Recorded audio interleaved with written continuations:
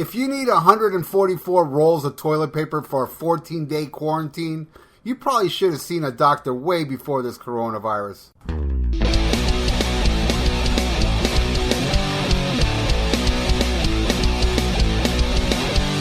Grab a chair, let's see where this is down. It's my podcast. This guy's insane. Rock your brain. It's just a sound. A Steve here out.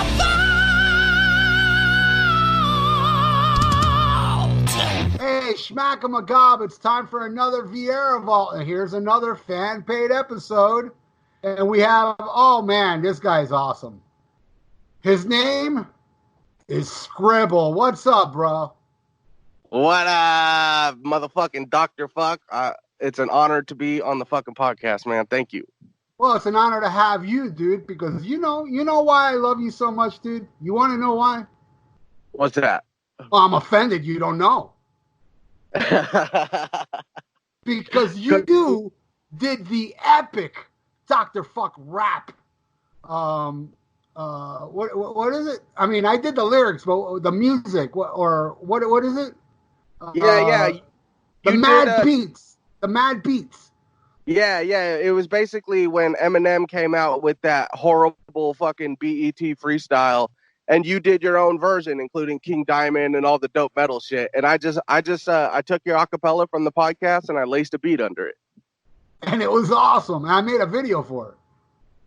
Yeah, the video is dope as fuck. I was so impressed by it. I was like, look at this shit. This guy's a genius. I love it. And I'm eternal grateful that you did that for me, man.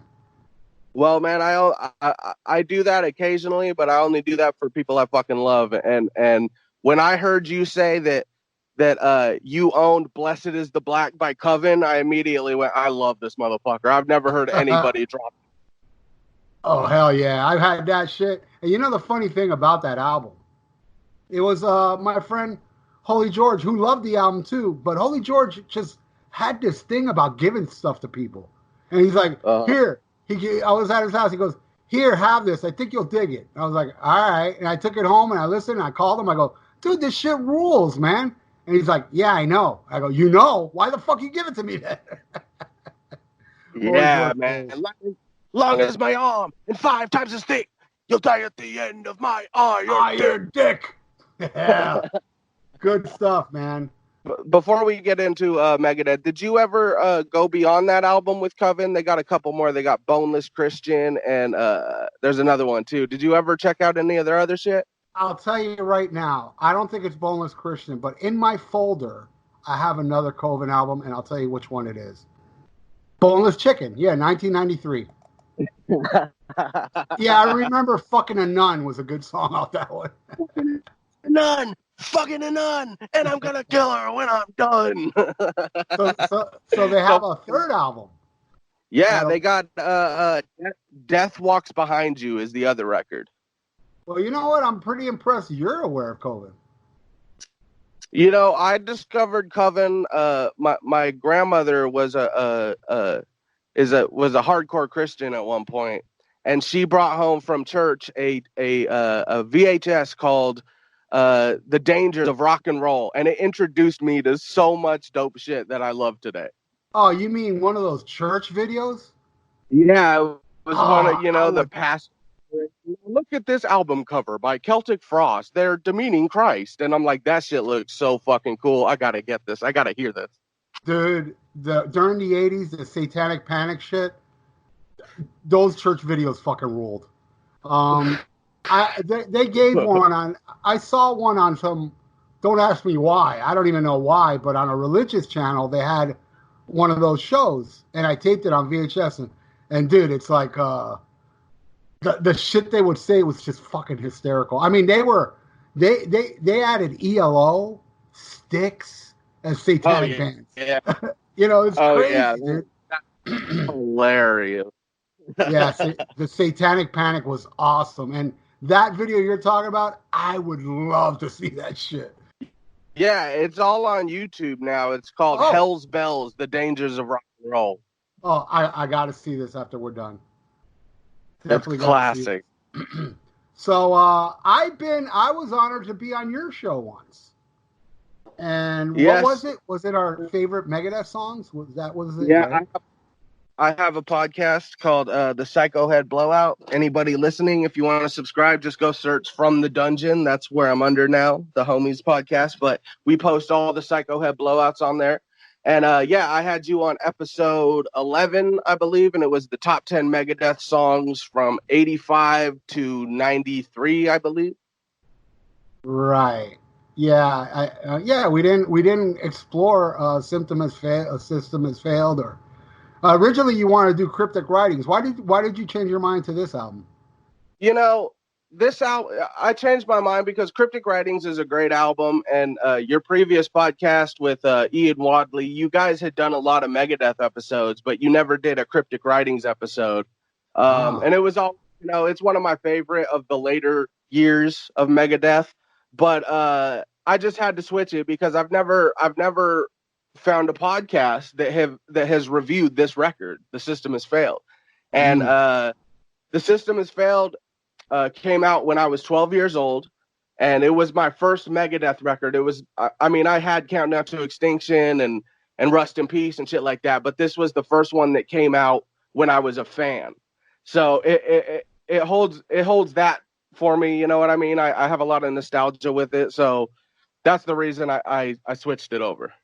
Right on, man. I have mixed feelings on the album. You know me, I got to be honest, but boy, there's parts of this album that fucking rule. And so, how did you discover Megadeth? Well, I was always into metal. I lived with my parents, until I was 9 years old, and my parents were metalheads, and so I grew up listening to Slayer and listening to my dad's band Jam Sabbath, and Dude, I and hate to cut you off, but boy, you're hardcore to leave your parents' house at 9 years old. That's well, hardcore, bro. It was. I basically got put into foster care and all that shit because Oh shit, dude. I'm sorry. were my parents are speed freaks and like would cook speed and shit like Fuck. that. I hate to hear So, shit like that, dude. but you know what? It all ended. It was all for the best, obviously, because I then came to California to live with my grandparents, and I got introduced to not just metal, but all the shit that my grandfather was into. Like Earth, Wind, and Fire, and Cat Stevens, and all the classic rock shit that I would never have listened to if it wasn't for living with my grandparents. But There's a connection there with Dave Mustaine and Cat Stevens.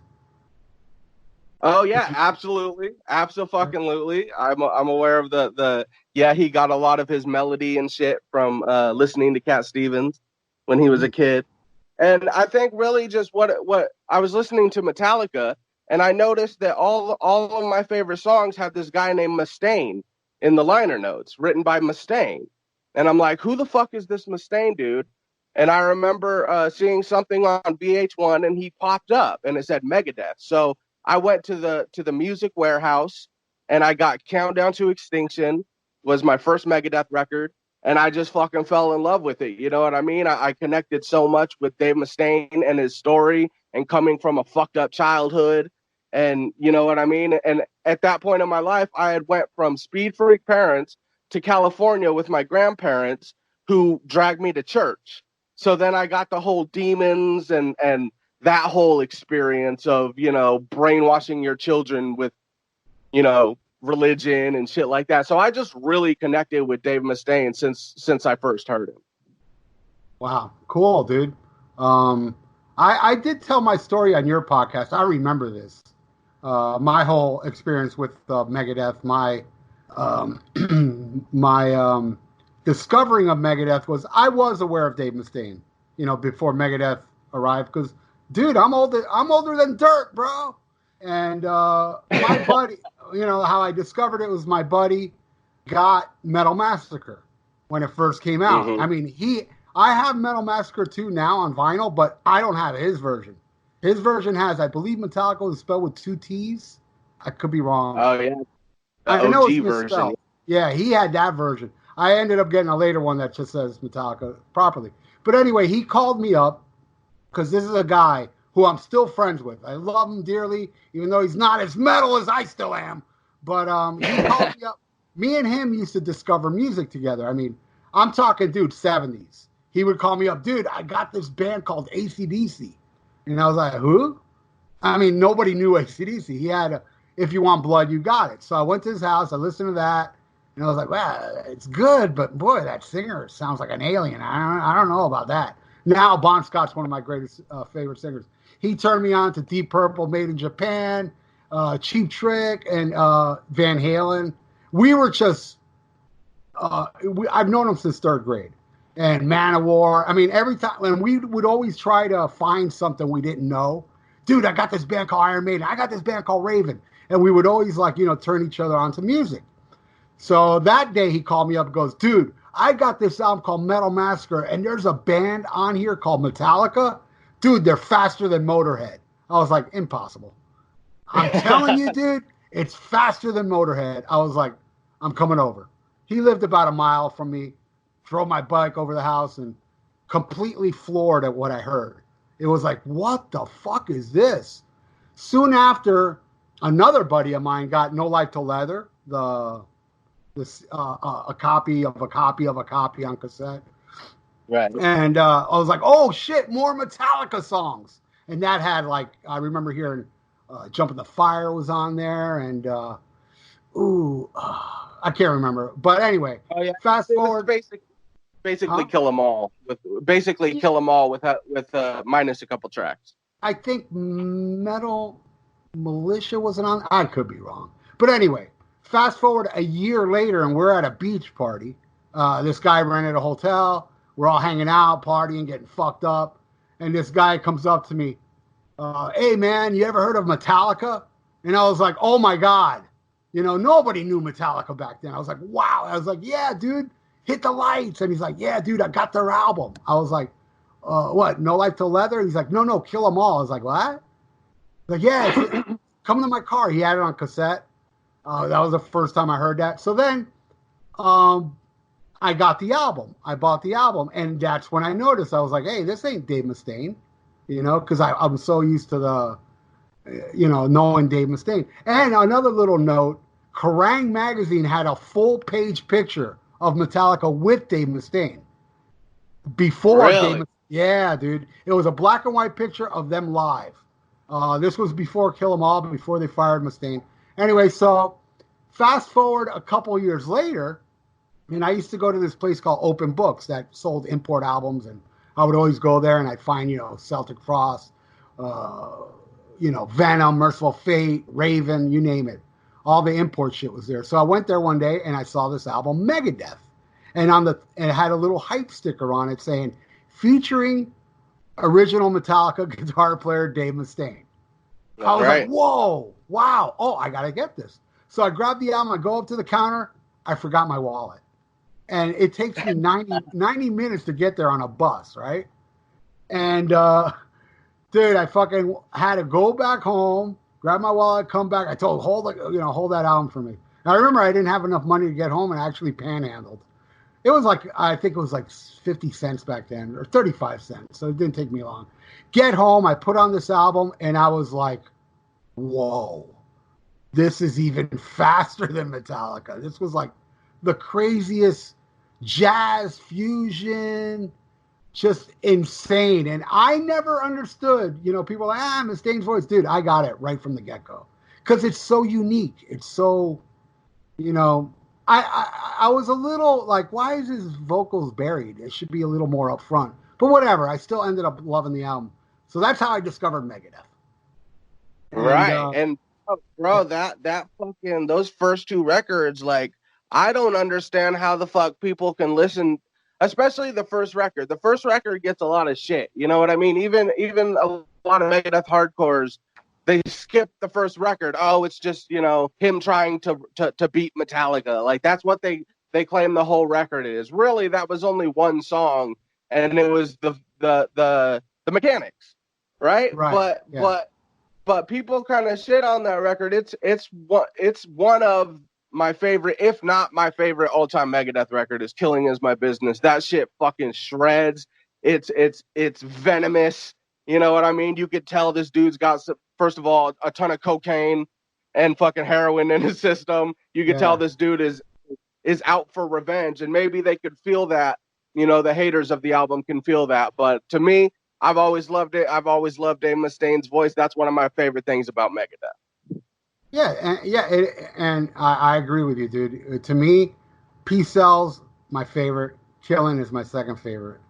But because then when I got Peace Cells, when that came out, that was like, holy shit. I was like, God damn, this band is lethal. And they were on Capitol Records. And let me ask you this, man. Do you like the original album cover of Killing Is My Business?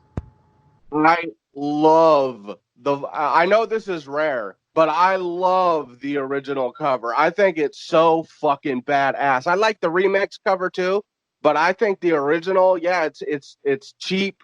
You know what I mean? They didn't have any fucking money for the cover, but it's iconic to me. Like that's some classic horror. It reminds me of like a horror 80s flick.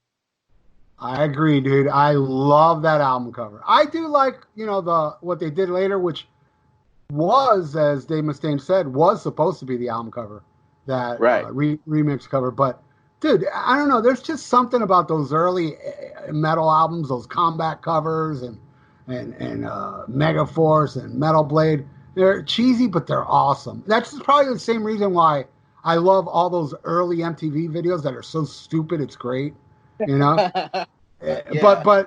But there's something cool about that, because not only because of Vic Rattlehead and shit, but you got like chains, and it's just awesome. I absolutely love it, and it depicts the lyrics to "The Skull Beneath the Skin," and what a great album cover, man. I love it, and honestly, I mean, as much as I like that remix and the original version is supposed to be, I'm so used to that one, Yeah.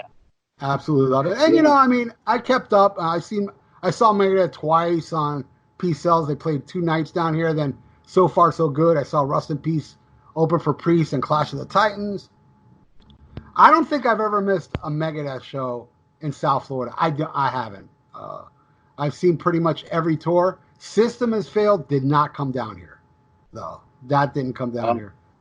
So I did not see that. I don't think I saw Megadeth since Dave Mustaine reformed the band till Dystopia.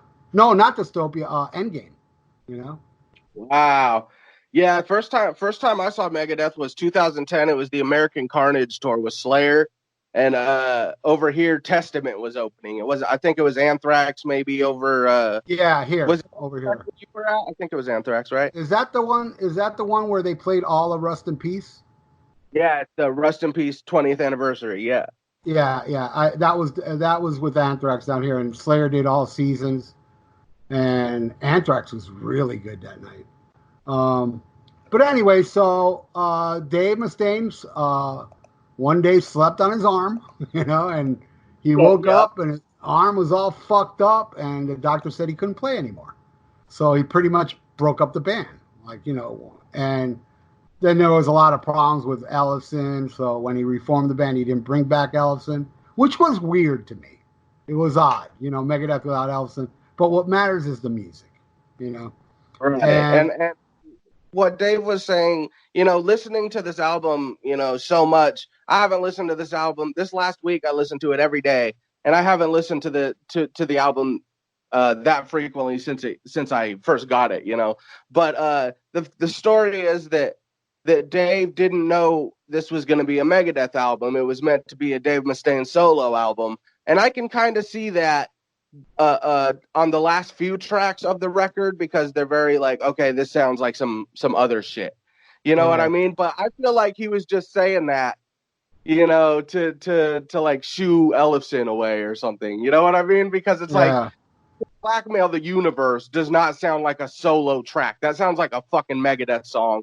Kick the Chair sounds like straight up Megadeth song. This was going to be your solo album? I don't fucking think so. Yeah.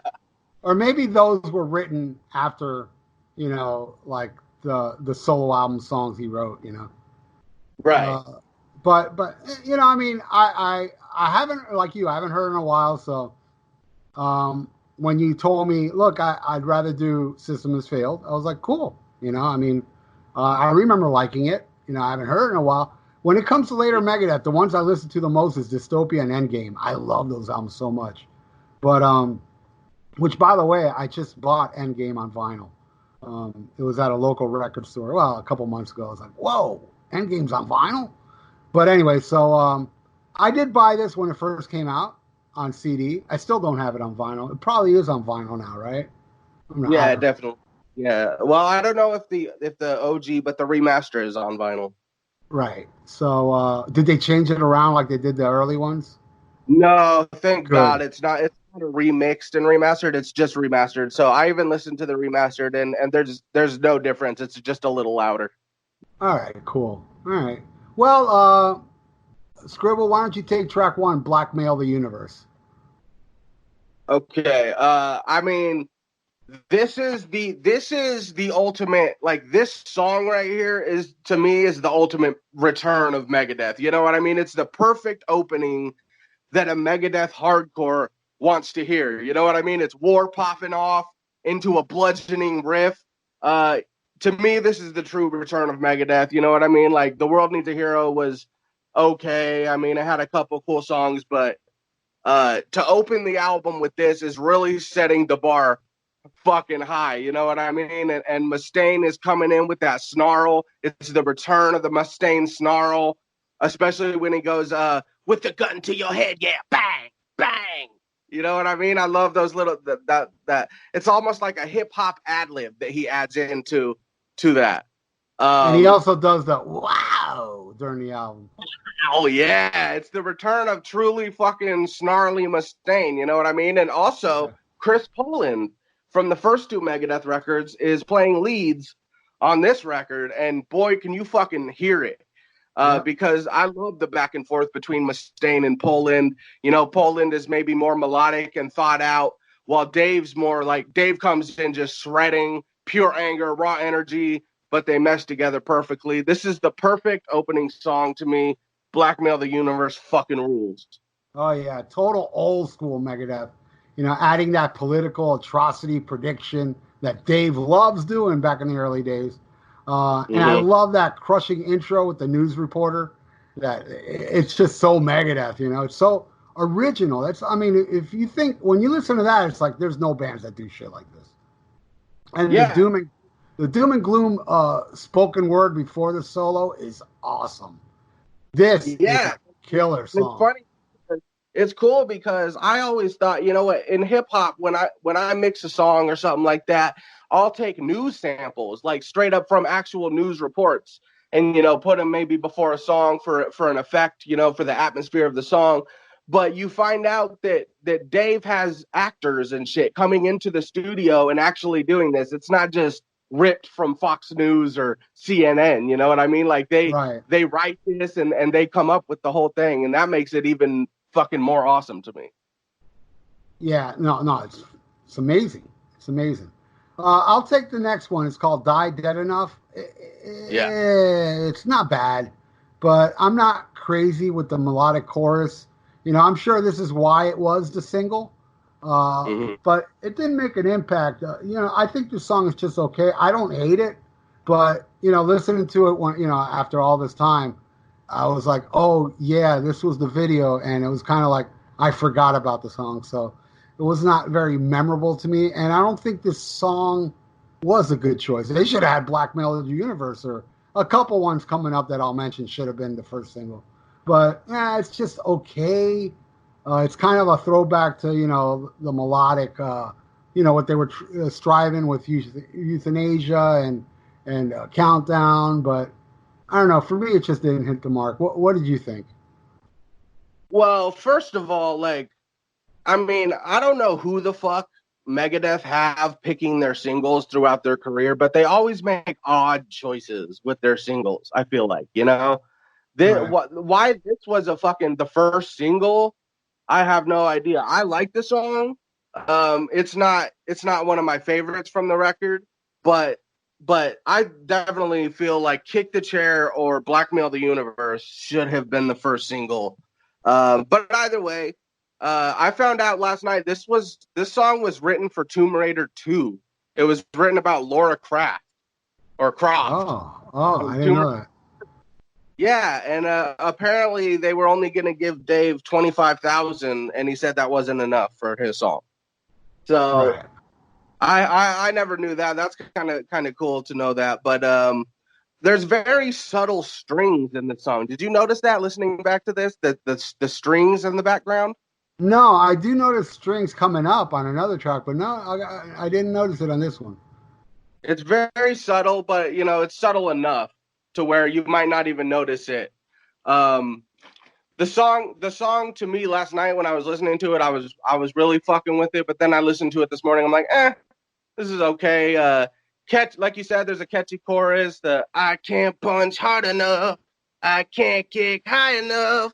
Uh, I dig the concept, feeling like you're never gonna live up to what you want to be, or you're never gonna be good enough. But yeah, the song is okay. To me, the best part is the air is thick, but the oxygen's thin. My heart is beating like a drum. Boom. And that's just because I love hip hop ad libs, and that's what it reminds me of. So yeah, Die Dead Enough. It's all right. Yeah, it's just not a good single. And as now history shows, it was a bad move. Yeah. Take the next one. Kick the chair. Kick the chair, man. This is what I want Hangar 18 to be. I know people love Hangar 18. I think me and you are the only ones in Megadeth fandom that aren't huge on Hangar 18. Yeah. But this to me, like that whole end section where they're going back and forth, those solos, they're training on and off, like it's killer. It's a full song. It wasn't like written, I listened to Hangar 18. I feel like, okay, this was probably written as an instrumental, and then Dave just decided, hey, I'll throw a few lyrics on this shit. I feel like this is a full song. Vinny Calhuda is fucking a beast on drums, and I wasn't even aware who this dude was. I knew he was like a session musician, but I decided to look up his discography, and the very same year he did this record, he was working with a bunch of pop stars and Lindsay Lohan. So he was going from that, to the fucking Megadeth studio to put down The System Has Failed. So what a fucking diverse motherfucker that is. I love the pounding riff intro. The riff during the verses kind of reminds me of something from Killing Is My Business, very complex and all over the place. But yeah, this is Megadeth doing what they do best, writing songs about fucked up government corruption. Oh yeah, this is more my speed. This is the Megadeth I love. Accurate, tight as fuck. Very rest in peace feel to this one, and I love the kick the chair. The rope is tight. I love that line. What a great guitar dual solo thing with Chris and Dave going back and forth. The band is on point here. It's a great song. Absolutely love Kick the Chair. This is I don't know, man. I think it may be my favorite off here. I love the part when Dave goes right into the second verse. He goes, kick it. Yeah. That's awesome. The next one I love too, the Scorpion. Really? Even with the melodic elements, unlike Die Dead Enough, this one has like some grit to it, and it has a great complicated structure to it. And honestly, dude, this song was stuck in my head. After the way he delivers those verses, it's different. It's not. This could have been one of Dave Mustaine's solo songs he intended, but I think it's a great tune. What do you think? Yeah. When I first got this CD when I was 12 years old, this was my go-to track right here. I loved this one. But listening back, I don't love it as much as I used to. It's probably just overplayed in my own personal collection. But I really dig the sound of the clock ticking and the effects that they put on the song to add to the atmosphere of it. And also, I love the super high background vocals throughout this album, but it's most evident on this track. It's just like ridiculously computer. I mean, they definitely used a computer adjustment to those background vocals, because it sounds almost like sci-fi or something. You know what I mean? Those really high background vocals, but it just makes Dave even sound cooler. And this might be the catchiest chorus on the whole album. You know, as I climb onto your back, I will promise not to sting. I will tell you what you want to hear and not mean anything. I love that. Like that Damn, you chorus. sound just like him, man. Thank you. But yeah, man, this song is based on the fables of Aesop, the Scorpion and the Frog. You know, it's a song about human deceit. It could be political or personal, but I always felt like that the last line in the song, "I'm not a lowly scorpion. I'm so much more. I'm the fall of man," and talking about it's man versus man. You know what I mean? That's the reason we fucking struggle so much, is because we're fighting each other instead of coming together.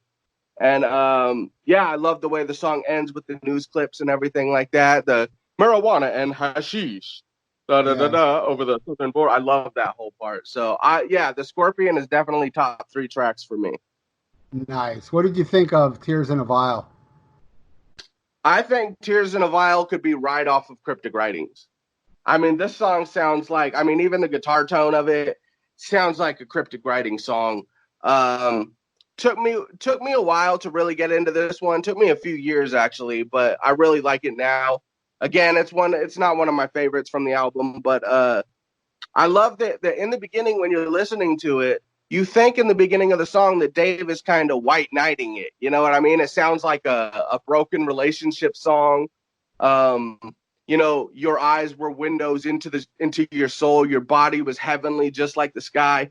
But then right after that, he goes, until all your good looks betrayed you, which ain't much. Counted on your counterfeit smiles for too long, and now that you're gone and now that you're dead. So I love the little twist he added onto it. But yeah, this is just a, you know, it's a radio friendly Megadeth song. Sounds like something from Cryptic Writings. Yeah, and that's what I got out of it. Like, it's about a breakup, and you know, it's a pretty straightforward track. But I think it's a cool song. It's not the typical Megadeth song. It does have a somewhat different tone to it, but for me, it works. You know, it does turn more Megadeth toward the end when it picks up. Yeah. But I dig it. I do dig Tears in the Vial. The next one, I Know Jack. You know, it's just an instrumental with a little bit spoken words. It's kind of pointless to make it so short. Yeah. I think it's, it has potential. I dig the riffage. But it just stops, and to me it leaves more to be desired. I was like, God, I wish that was longer. What did you think of I Know Jack? There's nothing I hate more than this type of shit right here. I love it. Don't get me wrong. Like, I love the individual track, but to make it so short and not connected to anything, it's just a waste, Yeah. and yeah, it's like an interlude, I love the dueling spinning guitar solo, but what else is there to say about it? You know what I mean? It sounds like it was the intro for back in the day, but they had, I know Jack Kennedy. Jack Kennedy was a friend of mine. Senator, you're no Jack Kennedy. So they made it political, so it wouldn't really fit onto back in the day. So they had to make it a separate track because it wouldn't make any sense with the next track. But yeah, it's kind of. I remember it was during a debate. I can't remember who it was said that to somebody else when they were debating. Yeah. And maybe it was toward Clinton or something. I don't know. Yeah. But it's good. Yeah. It just like bothers me. It just abruptly ends like that, But what did you think of Back in the Day? Oh, Back in the Day, still one of my all-time favorites from the record. Of course, the infamous Duck Dodgers appearance. I saw that when I was a kid, and I fucking loved it. Megadeth as cartoons with fucking Daffy Duck and shit. That was classic to me. Yeah, this song is based. I like that he talks about, from SF out to Old Bridge, New York back to LA, talking about Metallica. After all that this motherfucker's been through, the drugs, the abusive fucking father who would drag Dave, down the street with a pair of pliers to his fucking ear, the religion shit that fucked him up, but he prevailed through all of it. And that's really what Dave Mustaine is to a lot of us hardcore fans. Like, he's a symbol that you can get through the bullshit. And this song is a perfect example of that. So I love Back in the Day. It's super relatable to me. Yeah, it's a fucking, to me, it's a modern day Megadeth classic. I love it. Oh yeah, it's a fucking killer track, man. And yeah, I hear those lyrics are totally about his time in Metallica, and Mm-hmm. and to hear, again, Poland and Dave trade solos, it's fucking epic. And Yeah. toward the end, dare I say, black metal type riffage going on. Those Yes. riffs. I was like, dude, that sounds black metal to me. Yeah. Oh, This yeah, was the time. Remember, this was the time where Mustaine was getting the most shit because he had just become a Christian. Like a right. year or two before this. And for someone who just became a Christian, he's got some snarly shit on here. You know what I mean? Some angry shit, some shit that you haven't heard, since Rust in Peace Countdown. Some shit where you could feel like, oh, there's some anger in this motherfucker, and he's got something to say. So, people want to hate on him for believing in God or whatever the fuck, like, whatever. But this motherfucker, after you're doing drugs for 30 fucking years, you need something to pull you the fuck out of that. I always find it hypocritical how anybody would slam anybody over religion, because it's like, dude, whatever the fuck you believe in, would you like somebody to come down on you about it? You'd be upset too. So it's like, dude, I don't care, man. You can believe in Jesus, Satan, whatever. To me, it's your own fucking choice. Freedom of choice. I'm American, bro. America, motherfucker. We gotta fucking Goddamn. believe in what we believe in and fuck anybody's opinion. You do what you do, man, and stand by it. And so, hey, man, I mean, I may not be religious or anything, but I respect anybody's choice in what religion. I don't care if it's Buddha. My religion's Sabbath. But I mean, but dude, honestly, bro, I actually did see my gods for real. They were in front of me. I actually saw them alive. And I mean, I did, dude. I'm not saying this for comedy, but I sincerely got a religious experience when I finally saw the original Sabbath during the song "Sweet Leaf." It was like, I don't know. I almost felt like my soul left my body for a second. I was like, oh my god! And I don't know why that song, even though I worship that song, it's a solid 10.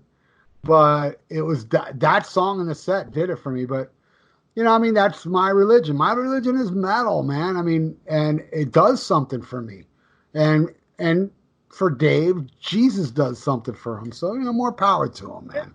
Yeah, exactly, bro. Like, that elitism, that fucking, especially in metal, like that fucking, like, oh, fuck God, if you believe in God, fuck you, blah blah blah. I can never support, like, that's some stupid shit, and Yeah, that's it's a fuck. it's ridiculous. All right, so the next one is Something I'm Not. And this one's kind of weird because I like it. It's kind of simple, but it makes a point with those snotty vocals to match the snotty lyrics.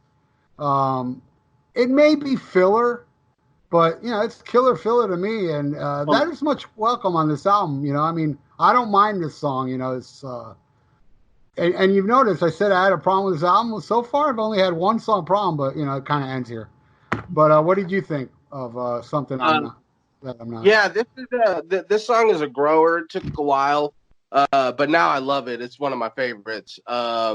Yeah, I love the snarky lyrics. It makes me sick to hear you say you love me. I know you only love what I can do for you. So sarcastic and snarky, man. I love that killer groovy riff. It's a mid tempo banger, and I gotta say my favorite version of the song is the live in Buenos Aires version from 2005 when the whole crowd is bouncing to that. I mean, the whole crowd is bouncing. That's fucking 25,000 people just bouncing to that riff. Um, but yeah, at the time when I was 12 and listening to this, I definitely thought this was a shot at Metallica. Although looking back now, I think it's just about a relationship. But I always thought it was a shot at Metallica because he says, "We've all laughed at the parody that you've become. Now the pain slowly paid back has been good." And you got to remember, this was the era of Saint Anger. You know what I Ah, mean? When they truly became a parody of themselves. And also Dave was pissed at Some Kind of Monster that they used his scene in Some Kind of Monster. So that always stuck out to me. But yeah, I love this song. It's killer. I'll never skip it. It's killer filler. yeah, yeah, exactly. That's what I think it is. What did you think of the next one? Truth Be Told. Sin lies at the doorway. Oh my god, I love this one.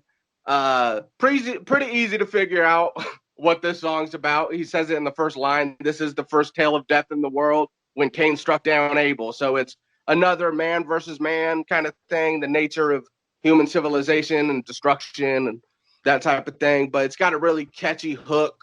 Hell's open for business now. I love that. Love the bridge. Uh, the curse of future, the curse of future just repeats the past. There's hell to pay. The stones that cast. Yeah, man, humans are fucked. That's the idea of this song. Dave's blazing solo in the middle section is my favorite solo of the whole album. So not my favorite song of the whole album, but it does contain my favorite solo. Well, I like the chorus, but that's about it, dude. This song to me is kind of disjointed. Uh, it's Dave. Definitely a solo song because it sounds like he's trying to do something different, and I don't know. It just does nothing for me. Um, Oh, absolutely. I'll agree with you. It does this. This is definitely one of the songs when Dave sat down and said, "I'm going to write a solo album." This is definitely one of those. yeah, and I didn't like of Mice and Men either. Uh, there is nothing I Yeah. like about this song. I think it's just filler, and it does nothing at all for me. I'll pass on this one. What do you think of this one? Yeah, I'm with you on that one. This is my least favorite song from the whole record. I mean, I'll take fucking I Know Jack over this shit. You know what I mean? Oh, me too. Me too.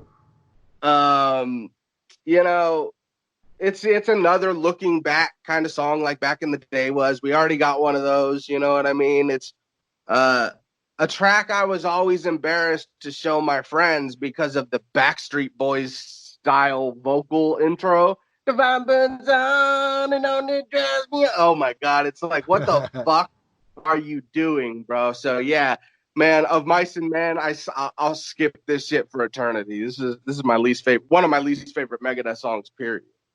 Well, what did you think of Shadow of Death? Is that supposed to be Arnold Schwarzenegger? I don't. Yeah, What's with I have something to say about that too. It kind of reminds me of like a Dawn Patrol kind of thing, but not nearly as cool. You know what I mean? This is like a third-rate fucking Dawn Patrol. It's just Psalm 23, read by Arnold Schwarzenegger. So it's cool musically. It's kind of cool. I like the marching kind of feel of it, but yeah, nothing special. Another filler track like I Know Jack. Yeah, I mirror what you said. I think the spoken word is pretty lame. I think musically it's okay, but I think this song would be better if you added a voice more like the Dawn Patrol. I Mm-hmm. think I would like this song more to have, because the spoken word is kind of what ruins it for me. I just think it's lame. Add that crazy Dawn Patrol fucking eerie vocals and it would be. Yeah, not this fucking Meryl and Domino. Like, what the fuck am I listening to? Yeah, it's weird, man. It's weird. And then we come to the last track. It's My Kingdom, and I think it's better than the last three tracks, but to me that's not saying much. I don't really hate it, but don't really like it much either. It's just there. It's not a great climax, in my opinion. To this album, I think again it's kind of forgettable. Going back and listening to this album, I don't even remember this one. But Yeah, go go ahead. ahead. Um, yeah, man, this one is weird. It's not a bad track like you were saying. I feel like maybe they could have put it in the middle. If they would have, I feel like if they would have ended System Has Failed with maybe Something I'm Not or Back in the Day. I feel like that would be more cohesive. You know what I mean? But yeah, this track is just, I mean, it's one of the most boring opening riffs I've ever heard in a Megadeth song. It's just that opening, that dun dun dun dun dun dun dun dun. But when Dave's vocals come in, I dig it. Kind of a bummer to end the album with. I never really knew the lyrics, but I looked them up and they kick ass, you know. In a truce sealed by blood within this metal skin and all that I own, blood, bone, and courage in my veins and the heart that pumps it. Drink from the chalice and be reborn, and the land with you, with me, it will change and transform. Cool lyrics and everything, and the song finally switches up and kicks into gear, you know, around the 2-minute mark, speeds up a little bit, but yeah, it's a solid, you know, filler song. Yeah, but Kind of a bummer. it is. But you know what? As a whole, looking at the Megadeth discography, it's not a bad album. It's not really low in the list on my list. You know, it just it kind of peters off at the end. You know, with Back in the Day, Scorpion, Kick the Chair, Blackmail Universe. I mean, that makes up for it to make it a good album. You know, Absolutely, and those are the songs that I think of when I think of. That's why I have such a nostalgia for it, because listening to those songs that you just named, they're so goddamn good, especially when you compare it to Risk and fucking The World Needs a Hero. You know what I mean? Like, I can find some shit I like on World Needs a Hero. You know what I mean? I like Burning Bridges. I even like Disconnect now. You know, there's some shit that I like on The World Needs a Hero. I like 1,000 Times Goodbye. I like that one. Yeah. That one's a little weird. I mean, that one's super weird, but it's a good song. I liked it. Yeah, I liked it. But having the female vocals in there was that part is the part that always threw me off on that one. Right. But I'd say so. Definitely, like, you compare these to. It's just like when you listen to Super Collider and then you listen to fucking Dystopia. It's like, holy shit. Like, that to me is the difference between World Needs a Hero and Sytsem Has Failed. You know, it's just when you compare it to the last two Megadeth records before it, it kicks total ass. It makes Sytsem Has Failed look like Rust in Peace. You know what I mean? Yeah. I hear what you're saying. But yeah, dude, so great having you on. And Scribble, I'm going to do something I only did one time before on this podcast, and I'm going to do it again. I'm going to invite you inside the Vieira Vault. So follow me. All right, let's go. All right, we're in the vault, and sorry, Scribble, I haven't dusted in here in a while. You know, this is a part of my show where I play something. I play a song. And what I would love to play on this episode, appropriately enough, was what you did for me, what I said earlier in the show. I did on, I think it was my podcast. I did, like, you know, 1 little minute rap thing. It was like, well, you said earlier when Eminem was inside some garage spitting against Trump or whatever he was saying. And I took that and I just talked about metal. And you heard it. And you added beats to it, and I loved it so much. And I did make a video for it, but I want to play that right now. You ready? Let's go. Here it goes. And by the way, I call this epic rap. Epic rap. The Scribble mix. You goddamn right. It's the calm before the storm right here. Wait.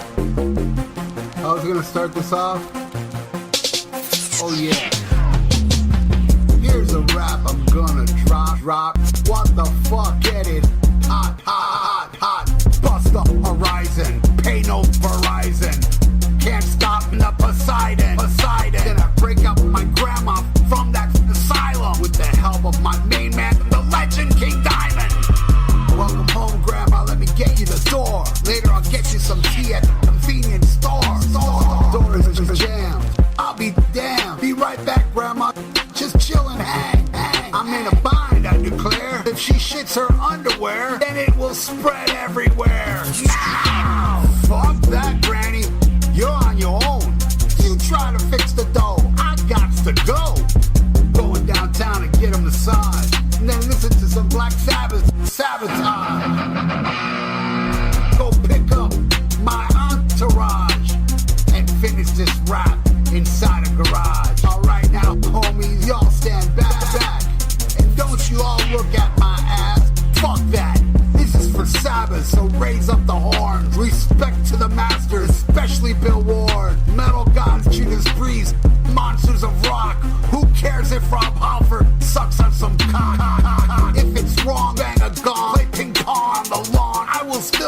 song with my dong in the thong.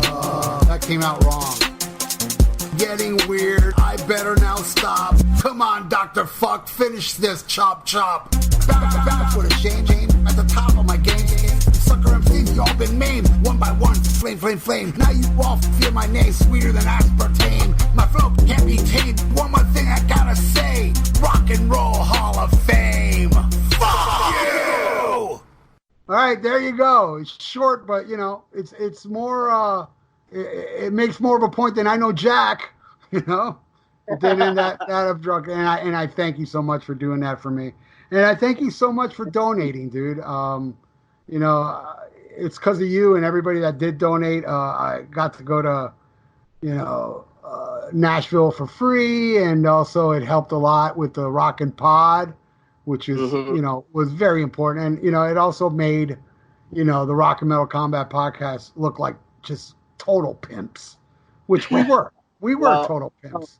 I've been on the podcast wagon since 2009. I was still in high school, and I was listening to. Back then, there was like, I think the Classic Metal Show was around, but as far as metal podcasts go, there wasn't a whole lot. I think D. Snyder had something going on for a little bit, or maybe that was later, but. Yeah, like I remember Joe Rogan. I was listening to Joe Rogan like 2009 and shit like that. So I've been a hardcore podcast fan for years and years. And when I found you and Ian and the Classic Metal Show, and you know, I now have this whole group of podcasts that I absolutely fucking love. And it's hard to find, you know what I mean? Because now podcasts are so fucking big. Everybody's got a podcast, and you got to surf through all this fucking bullshit to find the good shit, you know what I mean? To find the good wave.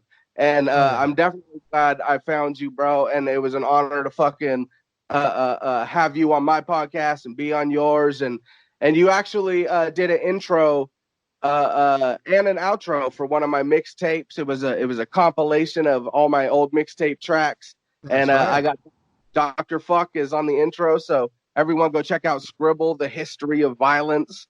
And Dr. Fuck is on the intro and outro. And hey, man, you've always been super fucking cool. I want to get you back on my podcast, do a Sabbath episode because I love Sabbath. But yeah, man, thank you for having me on. Dude, and whenever you want me, dude, I'm down to do that Sabbath. You know me, I love talking Sabbath. I love talking about the Lords. So whenever you need me, bro, I'm on there, you know. And but you know, you also have more releases, right? Musical releases.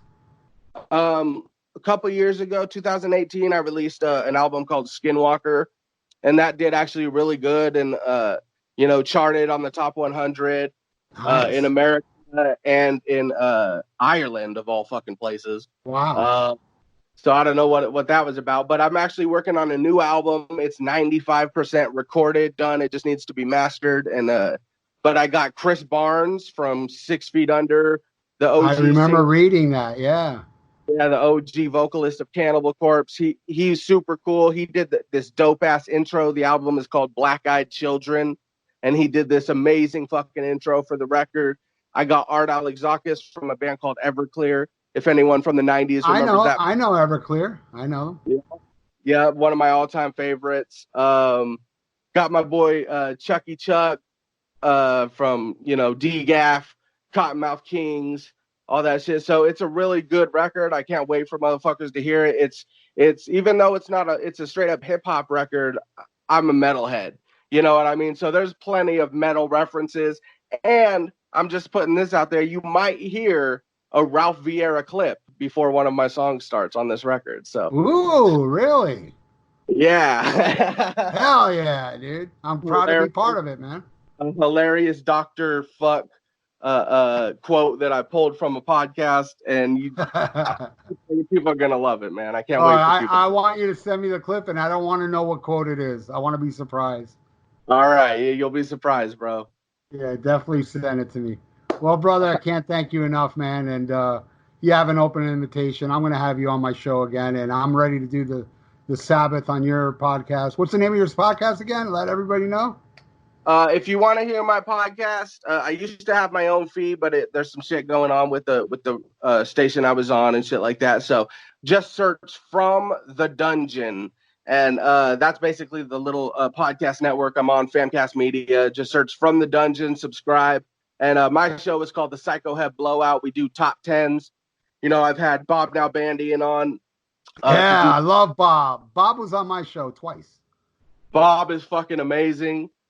Hell yeah. The man who got Marty Friedman into Megadeth, ladies and gentlemen, if you don't know who fucking Bob Now Bandian is. Yep, he's old school. Yeah, I've had him on. I've had Chris and Neely from the Classic Metal Show. Dope guests. We do top tens. We do love or hates, which is basically we'll listen to a discography of a band, decide whether we love or hate them. We've done Anvil. We've done Anthrax. We've done a shitload of those ones. So yeah, just it's a great show if you're into metal talk and metal nerdism at its peak. Awesome, dude. So everybody check him out. And again, dude, thank you so much. And it was an honor having you on my show, as much as it was an honor having the great Dr. Fuck on your show, dude. You goddamn right. And on your albums, bro. I'm honored that I did the intro and outro. And I remember that. I remember doing that. I had a lot of fun doing that shit. And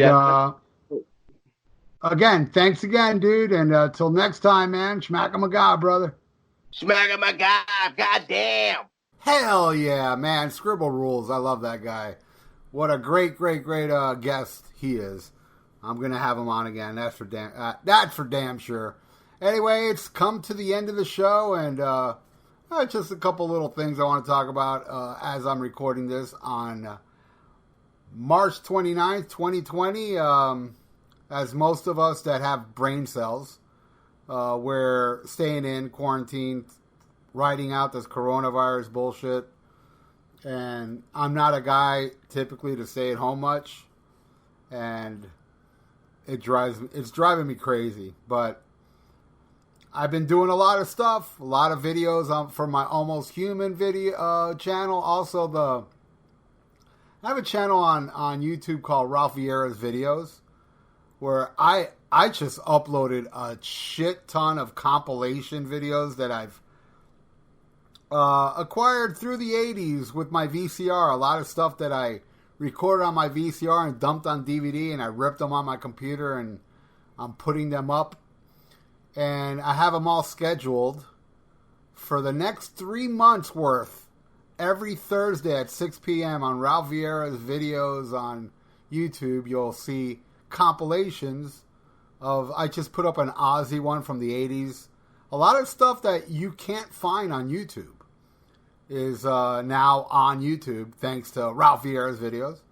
And, next Thursday, as you're listening to this, will be the Ozzy 90s compilation. I got, just subscribe. You'll be surprised every Thursday, 6 p.m. A lot of people have been thanking me for putting it up because, we're all stuck at home, man. I mean, again, those with us with brain cells. Because honestly, man, I know you're trying to be countercultural, all you idiots out there. The flu kills more people, so what? We just lost the guitar player L.A. Caveras, who played on the first Riot album, to the stupid coronavirus, and I actually know somebody too. I mean, I wasn't very close to him, but I know who he was that passed away from it. And, come on, man. Be smart, everybody. Stay inside. Now's not the time to be Mr. Rebellious. This sucks. I hate being indoors this long. What I do is every single morning at 6:15 when the sun is coming up, I take my walk outside. I have the bay 2 blocks from my house. I do like about an hour to an hour and a half walk. And then I come home and I just isolate myself in my house all day. And here and there I'll go to my parents. And I keep my distance from my parents. But I have to see my parents. I'm a mama's and papa's boy. So I have to see them. And we're gonna get through this. As long as the idiots comply. I hope they start complying. And hey, rest in peace, L.A. Caveras. I cranked up some Rock City yesterday, the first Riot album. Great stuff, man. Love Riot. I'm a big fan of Riot. And again, thank you all for listening. Be safe out there. And please listen to me. Stay inside. And always wear gloves when you go outside. I wear gloves, disposable gloves, and I throw them away when I come inside, and I wash my hands anyway. Because I don't want to be taken out by this bullshit. And as long as we stay inside, this shit won't last. Trust me. We'll get through this. It might take longer because of idiots. But as always, if you're still listening to my voice now, thank you so much. I'm going to have an episode up every single week. And believe me, before this whole coronavirus outbreak, I already made a vow to put up episodes every week, and I have been. You've been getting brand new episodes every single week before this coronavirus, and geez, now it's like I have all the time in the world, so I'm going to have an episode up every Sunday. So, and I also want to thank all the cool people that have been sharing my podcast. You know who you are. Thank you so much. I think that's fucking awesome. People that subscribe and listen and comment, and you all mean a lot to me. And boy, I hope none of you are idiots and staying inside. Well, no, you have to be staying inside. You can't be an idiot. You listen to my podcast. Anyway, till next week, everybody, stay safe. And of course, as always, schmack 'em a gob.